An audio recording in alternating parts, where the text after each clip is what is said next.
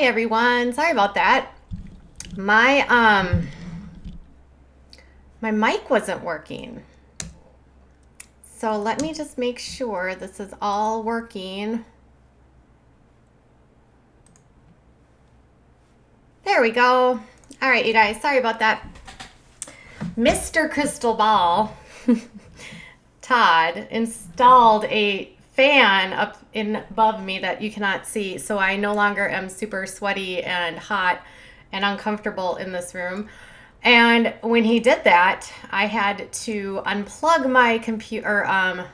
The power was out in this house or in this room. So that meant that we had to reboot, and apparently my mic wasn't working. So long story short, sorry for the delay. All right. So if you are into the stories like Dee Dee Blanchard and Gypsy Rose, lucky for you, that's the kind of stuff that I cover on my column on Without a Crystal Ball. I am kind of into these stories related to what I call MBP, and that's, you know the words, munchies, munchie moms. All right. Why am I into munchie moms? Because my son is medically fragile, and I have met many in this world. It's insane. There are so many of them. They are hiding all over the place. They are all over social media. They are all over Facebook and Instagram, everywhere. They all have Facebook pages. They're always begging for money. They're asking you for money. They're reeling you in. So let me be clear. If you follow children like this on Facebook, be cautious. Some of these parents are fooling you and doing this for cash. Many people like me that are actually in the community refuse to have pages like this for our children because there are so many bad actors and actresses like the mother that we're going to talk to today. So munchie moms are really good at utilizing social media to persuade you to believe that their children are extremely unwell.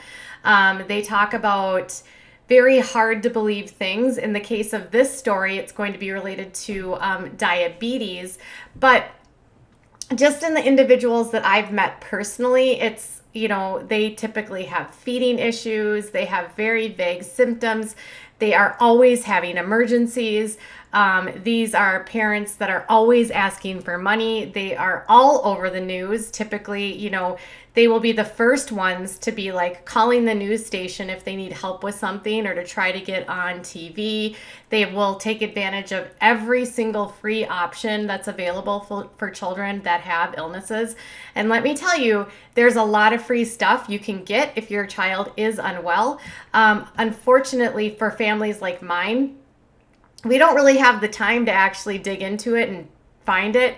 And what I've learned after almost 7 years of parenting a child that has chronic diseases is that a lot of these companies that want to help children or do donations and gifts, they always want something from the family. So nothing is actually free. So if they want to give you something, then you have to give them something. So also consider that before you participate in any of these organizations that do things for children that are not well. Some of them are fantastic, but a lot of them are very deceptive, and they use families like mine to promote things and then demand families like mine advertise for them. It's crazy. All right. So that's where we're going to start. Now, in this case, we have a young woman in Texas. What city is this in? Frankston, Texas, sort of southeast of the Dallas area. And her name is Ellie or Ellen Rupp-Jones. That's the mother in this case. She is 36 years old, and she is a registered nurse, which you will see a lot in these Munchie cases. So Ellie has a daughter named Danny, who is 7, who is pictured with that little doggy named Yankee. Danny here is 7 years old, maybe 6 in this photo.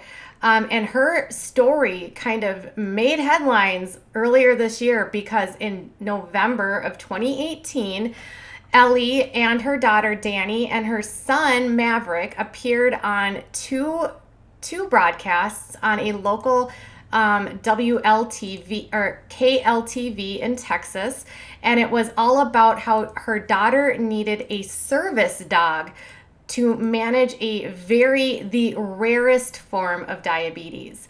Now, she told everyone in her community that her child had a form of diabetes called MODY, which is a form that is literally super rare, very hard to get, and it's a form of diabetes where it really impacts the pancreas's ability to manage insulin, and it causes all kinds of long-term issues like kidney failure and eye blindness and so many issues. So this is another thing you'll see with Munchie moms is they will have a propensity to pick very rare-ish diseases. They will choose things that are so severe. And so she told everyone, this is the most serious form. My daughter needs help. So what did she have her daughter on? She had her daughter on a continuous glucose monitor that she had her wear on a foot harness. It's the weirdest thing. Her daughter wore like a brace around her foot, and then like the monitor was on her leg, which is crazy because I will tell you something. My very good friend Dana has a daughter that's on a 24-hour-a-day glucose monitor, and it's literally right here. And all they have to do is it's like embedded underneath her, and then they just stick the monitor right here, and then it tells you in real time what her glucose is. It's the wildest thing. And it is not on your foot. But these people will always have things that are kind of wild and unbelievable.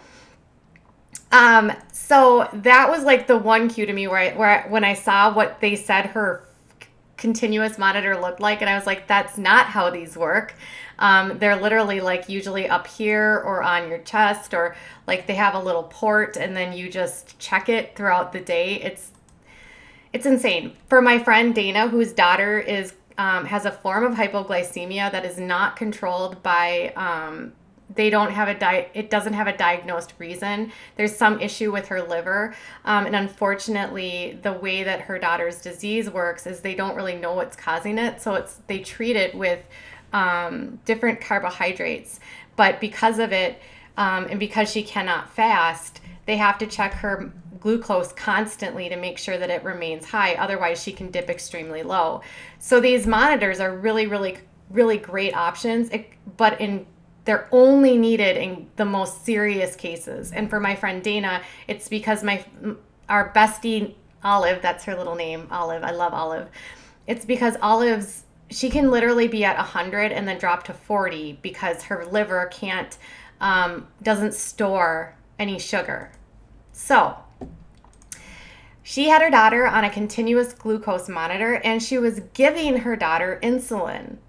She told people when she was doing this fundraiser on KLTV in Texas that her daughter was diagnosed in Louisville, Kentucky, and she said that she was constantly monitoring her, giving her, and because of her, this is the other weird part that literally makes no sense, is they said she had to feed her a peanut butter sandwich every 2 hours. That's literally not how diabetes works. If you have diabetes and you manage it with your insulin and you're checking your blood sugar, you're not, like, eating every 2 hours isn't necessarily necessary to maintain your blood sugar. But in her case, she always has, like, this is what these Munchie moms do. They have to make sure that everyone thinks that it's so serious that this kid has to eat every 2 hours. Otherwise, they're going to, be unable to survive. So juvenile onset diabetes is it's a challenging disease. By no means is it easy, but it's also very manageable, thankfully. So in her case, she was like, this is the other whoppers. This mom had all kinds of stories. This is why this story is wild to me. So she also said while she was doing these interviews, she told the news outlet that she was an Air Force veteran who'd served in Iraq and was a cancer survivor. She also said oh my God, there are so many whoppers in this. I can't even tell you. So she says that she speaks the fluent language in Iraq. She said she did multiple tours over there. And she said that with her extensive training in combat, her daughter's illness wasn't that difficult to manage, but they needed this $35,000 dog in order to keep her daughter's blood sugar normal. There's always so many whoppers in these stories. So, next, this is actually what happens. So, after this airs on TV, they end up getting the dog, and somebody ends up basically donating the dog, and then they pay for the training. So the dog has to go through 2 years of training in order to learn how to, the symptoms for a diabetic low. Interesting, right? So she ends up getting a free dog, and they do multiple fundraisers, multiple. She has a GoFundMe that raises anywhere from $10,000 to $12,000. Her church raises her $4,000. And her friends that are running the church fundraiser realize quickly that she's actually withdrawing money from it, and she's not using it to pay for the dog, but instead she's just using it to spend on her everyday life. So what happens is how this all falls apart. She ends up taking her daughter. Oh, and so back to the story. The daughter says that she suffers from seizures, has to eat every 2 hours, and if she gets super low, she'll have a seizure, which can happen. My son is also hypoglycemic, and he takes medication to manage his. But if it does get low, my son has had a seizure. So that's a typical, a not typical thing. I mean, you have to get really low to have a seizure, but that would be a side effect of a low blood sugar. So would unconsciousness and death.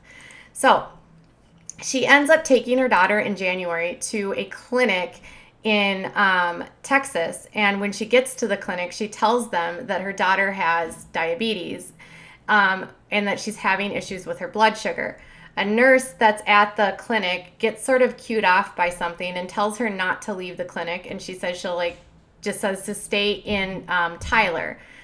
But instead of staying in Tyler, she bucks out and she goes to another hospital the same day across the county over in Fort Worth called Cook Children's Medical Center.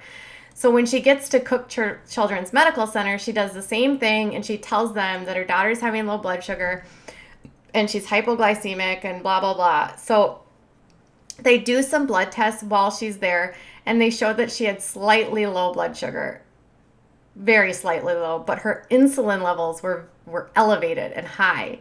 And so the doctors were worried that the child had excess amounts of insulin in there, and when you have only slightly low blood sugar and high insulin, it's an indication of insulin poisoning. So the doctors talk to the mother and they ask her what's going on, and she says, oh yes, my daughter has been diagnosed with diabetes, and she was diagnosed in Louisville, Kentucky. So the doctors end up contacting the doctors in Louisville, Kentucky, and the clinic that she said that her daughter went to. When they call the clinic, they say, nope, this child was not seen for diabetes. No testing was ever done. They find one screen on there, only one, where she had a positive for some sort of diabetic fasting, but it could have easily been manipulated with a nurse, her mother being a nurse. All her mother would have had to do is give her glucagon to increase her blood sugar, or had her eat instead of fasting. So that test was never considered positive, and any additional testing didn't show any sort of diabetes. So when they were confronted with that information, they went back to talk to the mom, and she still said that her daughter had diabetes. So then the endocrinologist ends up he talks to her and she tells him all of these whoppers of stories, right? She tells him, not only does she tell him that her daughter is diabetic, but she also says that she is diabetic. So she says that she said she was in the Air Force Reserve. She served active duty in Iraq. She spoke fluent Farsi and had diabetes herself. She said the endocrinologist who was there previously had been in the military, so he knew you could not have diabetes and serve in any branch of service. So that was like his first cue that she was not being truthful. He later and then the investigator that ultimately ended up looking into it confirmed through military records that she was never in the military. Okay. So when the doctor realizes that the mom is lying about her own background, he contacts the Department of Family Protective Services in Texas. And so DFPS ends up removing the girl, and they do some like screening at the hospital. When they're at the hospital, they put her in a room with a hidden camera, and they don't know, and the mother doesn't know that there's a hidden camera in there. So what happens is the mother ends up telling the doctors, oh, so my daughter is vomiting and having seizures. When they look at the hidden cameras, there's literally nothing happening to the girl. So that was another indication. So the more and more evidence that comes up, so they determined that they're going to remove the girl, and they put her in foster care, and then she ends up going with her father, who has joint custody of her and her brother, Maverick. So after they remove the girl and they place her with her father, the investigator, his name is Michael Weber, he ends up interviewing her ex-husband.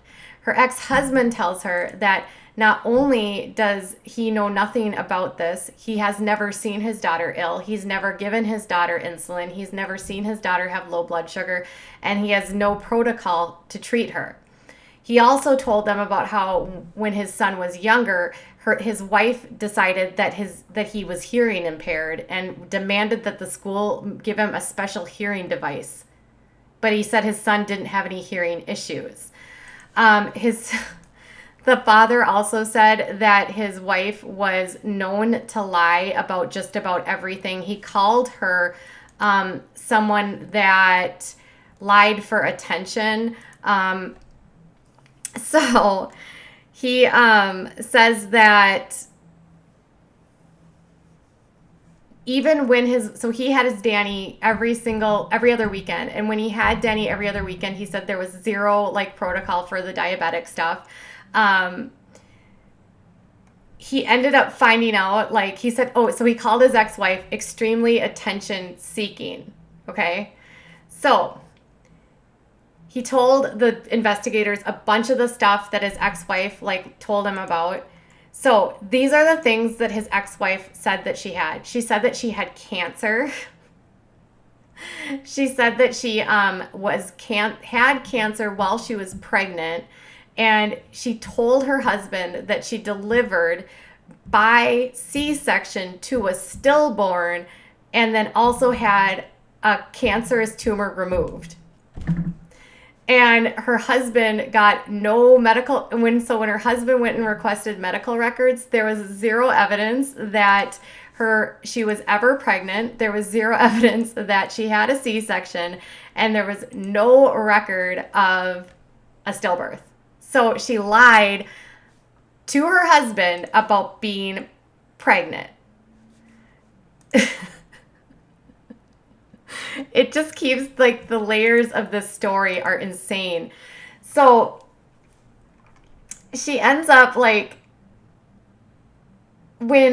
so basically what happens is she says when she's confronted by this by her ex-husband, she tells him that she had been married to a soldier who died. So, and that and it was like the anniversary of his death. And so she had like made all of this up. No, I'm sorry. I'm getting this wrong because the whoppers are so extensive. Okay. So the ex said she told him that she had been married to a soldier who died while she was pregnant, and the stress caused her body to lose the baby. She also claimed that she used the man's frozen sperm and later became pregnant with Danny. Suspicious, her ex-husband tracked down the man's obituary, and it showed that the soldier had been engaged to somebody else before he died. Like, I don't even know how you come up with these kinds of lies. So, anyways, after they talk to the ex-husband says that she even lies in court when they're going through the divorce about all of this stuff. And then the court basically like proves her wrong through all of his records. So the investigator goes and talks to her, and she says, I lied about my life to embellish my life a little bit better. Sorry that my life is so flippin', stupid, and boring and nonchalant that I have nothing. And so when Detective Weber asked her whether or not this was, whether or not she was like, would do this to her daughter, she said she would never do this. She would never embellish for her daughter. However, they started doing some more research, and they found that she had embellished about her daughter's illness. And they also found out that she had done a ton of work with all of these different things, getting dogs, putting up GoFundMe status, basically like talking about like how terrifying it is to be her mother and how scary it is and how they have to go to the doctor constantly and they always have to check her blood sugar and it's so serious and very, life-threatening all the time. And they realized very quickly that she did lie about just about everything. So they interview the doctor that saw the little girl at Cook Children's Hospital, and the doctor says, yeah, she doesn't have diabetes. And if you give a child, and I'm sorry, I'm laughing not because this is funny, but it's more like I can't even believe how ridiculous this is, like how the lengths this mother took. So the doctor says, no, this little girl never had diabetes. In fact, if you were to give this child too much insulin, she could die. It could be completely life-threatening. It could damage her organs. She could be completely harmed. Like if she's been giving her insulin all of this time and she never needed it. So they remove her from her mother, and during that time they take her off everything. But the crazy thing is she never had a prescription for any of this stuff. So I don't know. That's the one part, like there was no doctors that were prescribing any of this. So, and if you know, insulin is extremely expensive right now, not because of it being expensive, but because pharmaceutical companies have jacked up the price so high that it's become really, really expensive. And like children, for instance, that are like 20, that age out off of their parents, like insurance companies, if they don't have insurance themselves, it can be completely like it can be, people can't afford insulin. Yet somehow this woman was getting insulin for her daughter, giving her daughter this insulin, and the daughter, when she was interviewed by police, said that her mother was injecting her all the time with insulin, and that if she didn't comply with her mother or didn't do what her mother wanted, her mother would take away her cell phone, her mother would ground her, and her mother would put her in time out. And she said that she had to always like do whatever her mother said or she would get in trouble. She told them that she had diabetes and that she suffered from seizures, but the doctor, Detective Weber, was like, well, what happens when you get a seizure? And she goes, well, I don't know. I don't know when they happen. My mommy just says I have them. So her mother had convinced her, and this poor little girl doesn't really know, and she's freaking 6 years old and now 7, so she doesn't know what any of this stuff is. And so the little girl is like telling them all this, and so they realize that the girl isn't having seizures. She's totally fine. So they put her into foster care. They put her on a normal diet. They check with her health, and she doesn't have diabetes. She's completely healthy, and she's on a totally normal diet, and she's thankfully doing fine. She is living now with her father. What happens next is in June, they arrest her. And they charge her with, hold on one second. Sorry, my little boy is screaming, and I don't know why he's yelling, and I'm getting distracted by that. They charged her with I had it up here.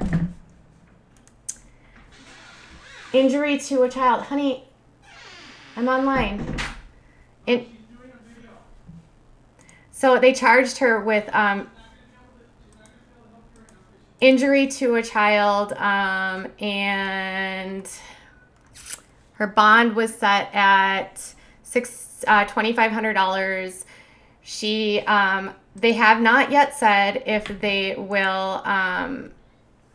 They have not yet said if they will do anything for the false donations. The GoFundMe accounts are all down. The GoFundMe's, her church had raised her $4,000. Another GoFundMe had raised anywhere from $8,000 to $10,000.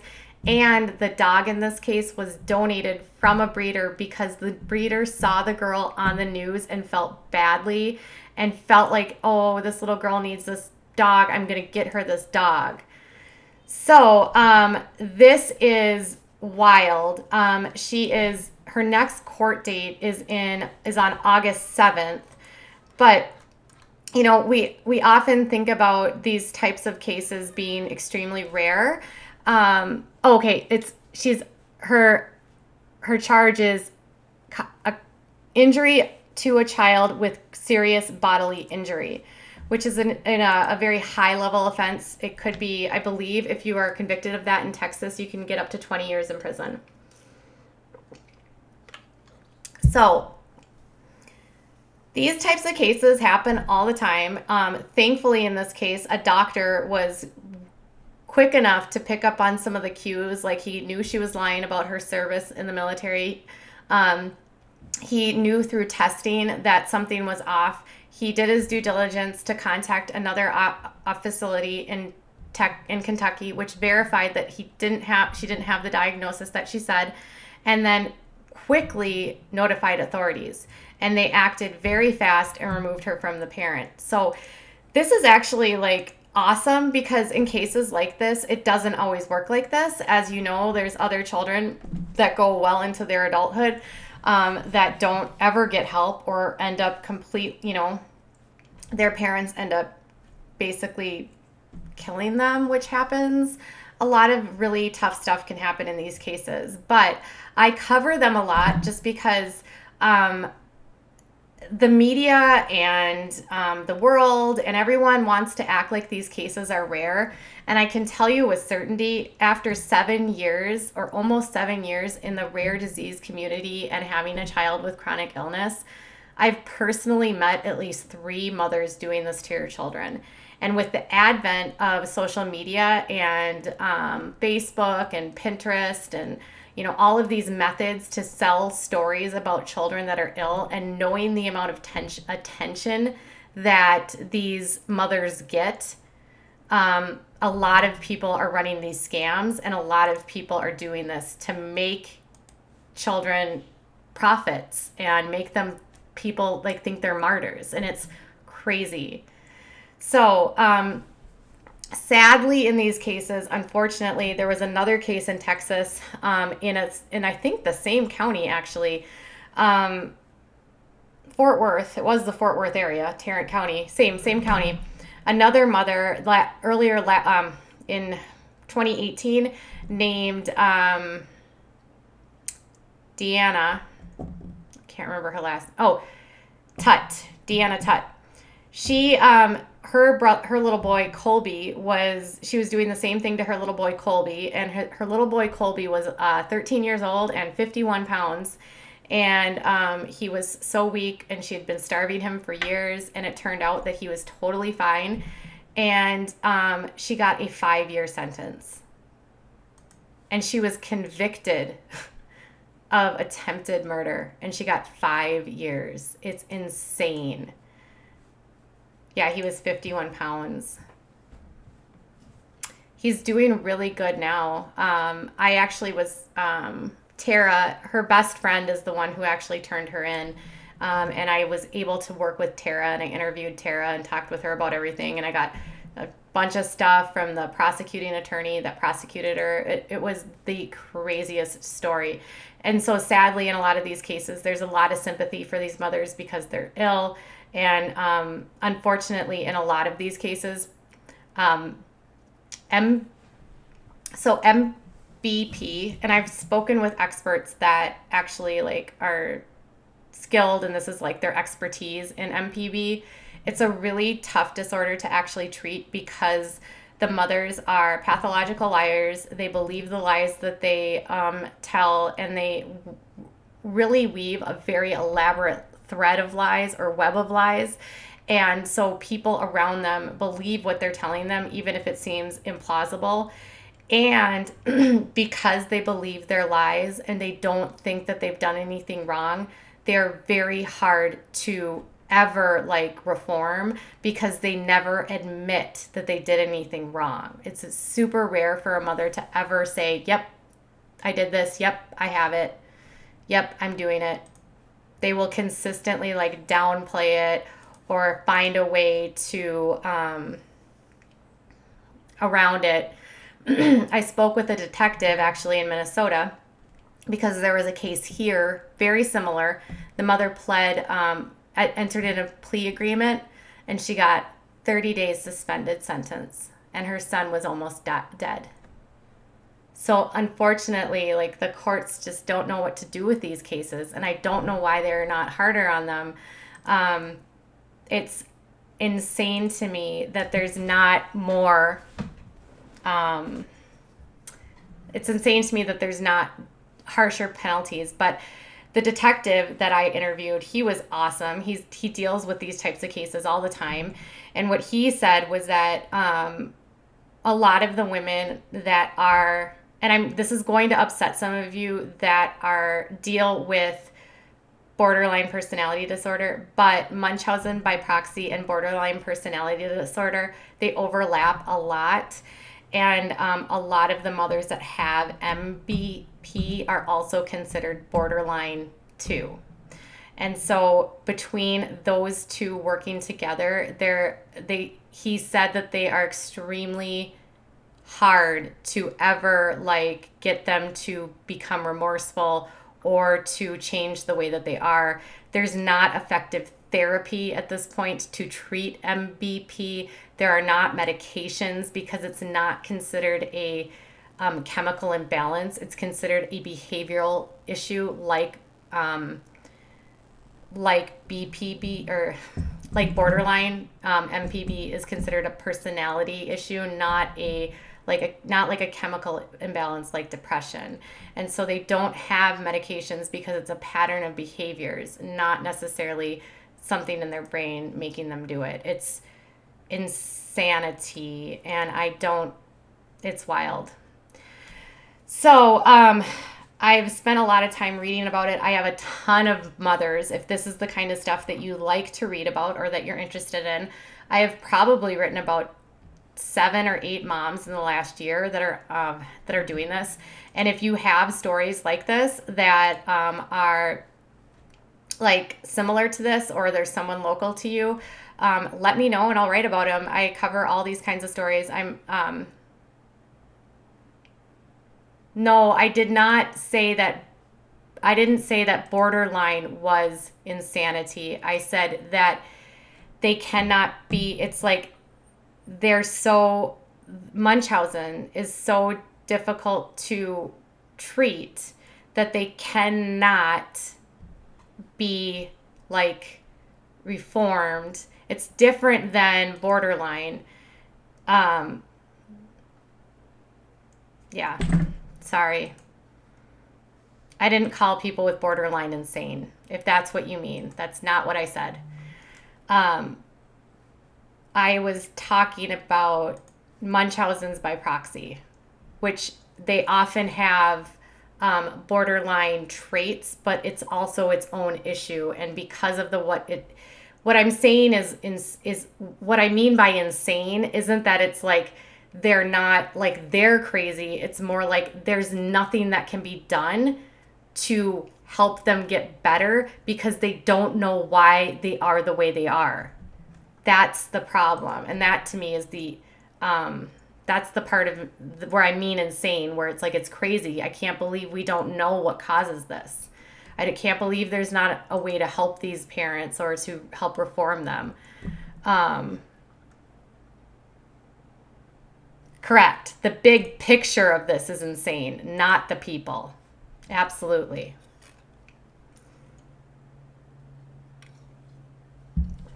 Yep. David, and a lot of people with borderline don't hurt anyone. And that's the thing. Munchausen's is totally different. But they have I don't know. There's this book, it's called The Borderline Mother, and it's in that book. If you're ever interested in it, it's actually a textbook for psychology, and it's all about the different social traits that are related to this disorder.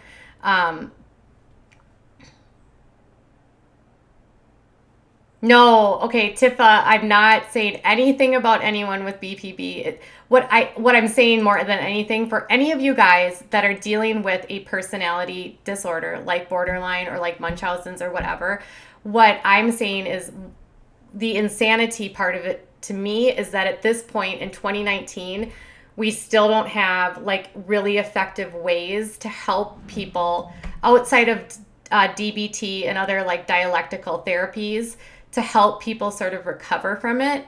But with Munchausen's, it's so they don't even understand it as well as borderline. They don't know what causes it. They don't know why people develop it. It's not it's in the DSM. It's called fictitious disorder imposed upon another. But they don't have it's not a chemical imbalance, so there's not a medication that can effectively treat it. And they don't have any therapy that they have found to date that can help these mothers. And that to me is the insane part. They don't have anything effective. We should have something that we can do to help these mothers and to help them, realize what they're doing. But at this point, they have found nothing that works. And that's crazy to me. It is. Isn't it wild that there's such little known about this disorder and that they haven't found anything to help it? I mean, I think of all of you guys that are viewers here that have borderline, and I appreciate all of you constantly sharing with me and telling me your experiences, and I never want any of you to feel like I'm judging you, and I know how hard all of you work to manage it, and I know that you're dealing with so much, and I know that all of you are good people that are just dealing with a really tough hand, and I know that you're also not harming other people. So when I'm talking about that, please know, and I'm sorry if I made any of you feel that way, okay? All right, I'm almost getting a little emotional because I don't ever want you guys to think that I would say anything like that to hurt your feelings, because I have mental illness too. So I care about all of you guys, and I think me being open about my own mental illness is really, part of that, and I know how hard it is for you to struggle, and I know with BPD it's frustrating because you guys feel like there isn't medication that effectively helps you guys, and it's so hard for you to establish healthy relationships, and that's what you want, and it's you have to work so hard for that. And, that breaks my heart. And I wish there was more for you guys. I really, really do. That's why I wish there was more for these mothers, that we could help them, because, just think if you could help these women reform and recover, what they could add to what they could add. And if they could learn to not harm their children, just think they might be able to be productive in society. But unfortunately, there's nothing effective. And so therefore, these women end up they can't be around children. They can't have help. It's really sad. And it's sad for the kids, and it's sad for the mothers. And the kids end up being harmed because their mothers are sick. And it sucks all the way around.